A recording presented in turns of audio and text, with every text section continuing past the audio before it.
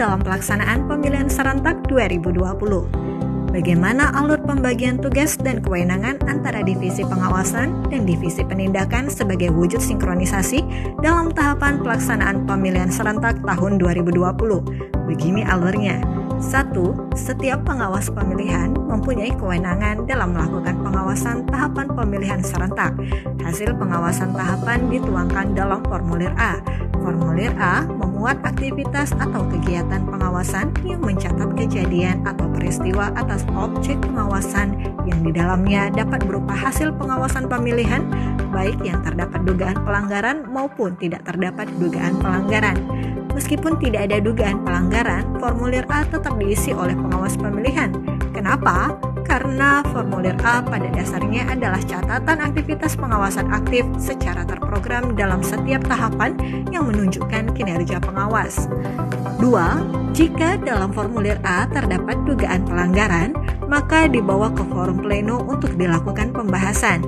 Rapat pleno adalah kegiatan melakukan pembahasan terhadap laporan hasil pengawasan dari formulir A.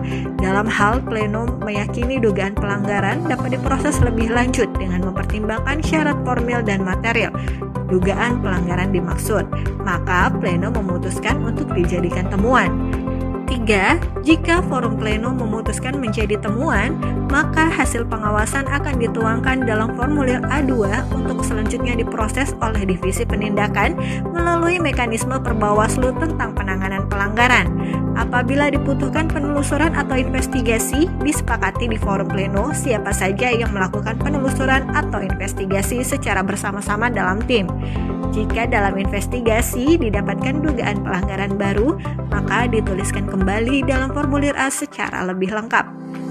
4. Forum pleno dapat juga mengeluarkan saran perbaikan terhadap dugaan pelanggaran yang memerlukan penyelesaian cepat.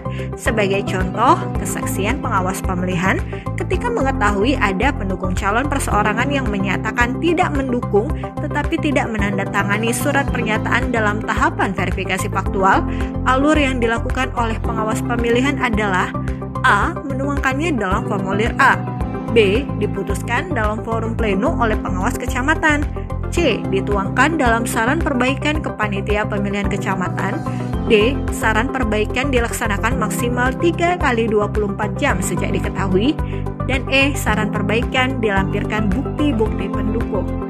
5. Divisi pengawasan bertanggung jawab terhadap data dugaan pelanggaran dari hasil pengawasan, dan divisi penindakan bertanggung jawab terhadap data tindak lanjut temuan dan laporan dugaan penanganan pelanggaran. Pembagian tanggung jawab ini untuk meningkatkan konsolidasi data antara divisi pengawasan dan divisi penindakan.